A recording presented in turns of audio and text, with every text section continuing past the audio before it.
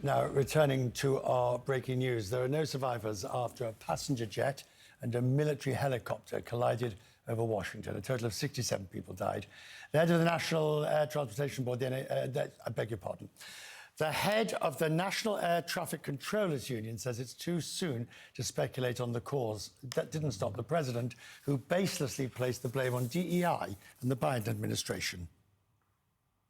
I do want to point out that various articles that appeared prior to my entering office, and here's one. The FAA's diversity push includes focus on hiring people with severe intellectual and psychiatric disabilities. That is amazing. Pete Buttigieg, a real winner. That guy's a real winner. Do you know how badly everything's run since he's run this Department of Transportation? He's a disaster.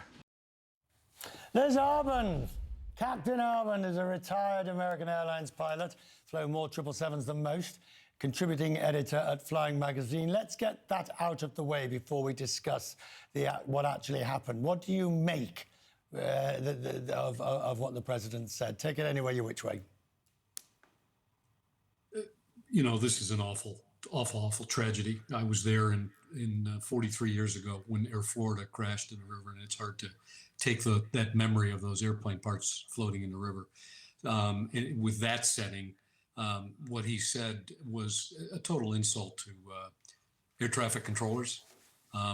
Matter of fact, Washington I found to be the most proficient, some of the best controllers in the country, and it's one of the safest places to fly into because of that.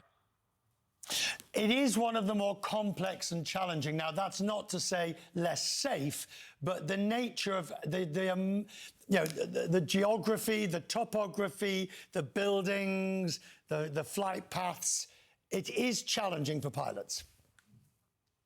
It is challenging, Richard. I mean, we're talking about a lot of concrete in a very small area. We're talking about short runways. We're talking about a very limited amount of approaches because of the airspace restrictions that are around there. You cannot fly in some of that military airspace. And of course, we know about the White House and the airspace over the Capitol. So in addition, we're talking about an arrival that starts 80 miles out with various what we call step down spots in the sky where we have to change altitude. And then you get to a point where you follow those and you're intensely focused on that. And then you have to transition to a visual approach. When you add the ingredient of nighttime, now you have multitudes of lights. We can sincerely identify runway lights and so on and so forth. But identifying a helicopter in the cockpit of a regional jet is very difficult. And apparently it was very difficult for the helicopter as well. Why wouldn't any of the collision avoidance systems? I mean, admittedly, there's a lot of traffic around there, so they're not as useful as they are further out and more spaced out, otherwise they'd be blurping all the time. But why do you think on either craft, did any of the traffic avoidance systems come into play? I can't speak to the system on the Black Hawk, and I'm not quite sure about the system on the, I know what the minimum systems have to be on that regional jet, but we have a system that definitely was on board that would have warned the pilots, and they would have been able to take control past whatever the controllers ordered, but that would have been a muted audio alert below 1,000 feet.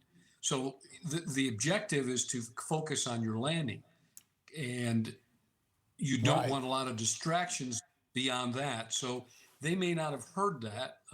The visual may have been part of it, but it may have been too late, Richard, for that visual warning that's part of the audio to occur. So we're also hearing, and it's not confirmed, I will make that clear, potentially one air traffic controller covering two spaces in the tower. Not unusual because of a shortage of controllers, but the complexity, I mean, it does seem, and I'm not ascribing yet, but it does seem as if air traffic controls procedures and will play a major part in this investigation. Would you agree? I absolutely would agree, and that they will be a part of those controllers will be a party to the NTSB investigation, as they should. But the I've seen this circumstance where at certain times of the day, mostly toward the evening hours, a ground controller at a smaller facility might take over for the tower controller and vice versa. As long as you've got experienced controllers involved with this process, it's not a big deal. But indeed, this seemed like this was a busy time, and two controllers may have saved the day on this one. It's hard to say at this point. The only thing I always know about when you're landing at DC is that is that turn to that runway, which is a very late turn, and for passengers is always a stomach churning moment, because there are some very, very late manoeuvres, aren't there? There are, and most airlines require their captains to fly with a check airman before they ever fly into Washington for those reasons, because of the challenges that are involved. Right. But you've got to be on your A game. There's no doubt about it, Richard. That's always good to see you. Thank you, sir. Thank you very much indeed.